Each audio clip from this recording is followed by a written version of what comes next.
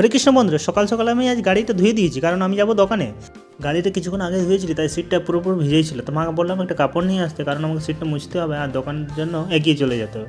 দোকান যাওয়ার পথে একটা বন্ধুর ঘর পেলাম, তাকে ওকে বললি কিছুগুলো লাইট দিতে আমার। তারপর দেখতে দেখতে আমার ভাই চলে এলো আর 2.5 লাখ টাকার হাসিটাতে এমন এন্ট্রি মারলো যেন কি না করে নিল। তারপর কি সন্ধ্যাবেলায় আমরা দুজন ভাই মিলে দোকানে বসে আসছি, কাস্টমারে ওয়েট করছি, কিন্তু কাস্টমার তো আর আসছে না।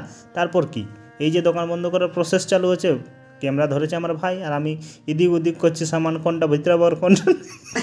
কিন্তু বেশি কিছু না ভাবে আমি সামানগুলো ভেতর করছি, কারণ বাইরে রাখতে তো হবে না, ভেতর তো করতেই হবে। তাই ভাইকে বললাম তো ক্যামেরাটা ধর, আমি দোকানটা একটু বাড়াই।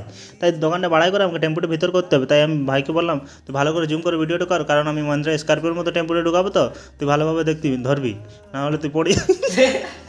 তাই টেম্পুটা ভিতর করে আমি চলে এসেছি, আমরা দুজনেই মানে রুমে দেখছি ভাই এখানে কী করছে। ভাই মনে হয় ওষুধ খাচ্ছে, তো ওর কাশিটা প্রচুর বেড়ে গেছে। তাই আমাকে একদম ভালো রকম দেখছে। তারপর বলছে লে বেটা এ কে আইবা, কারণ আমি দিয়েছি এখানে চার্জ। দেখা হচ্ছে পরে ভিডিও, ভালো থাকো সুস্থ থাকো, জয় গুরু।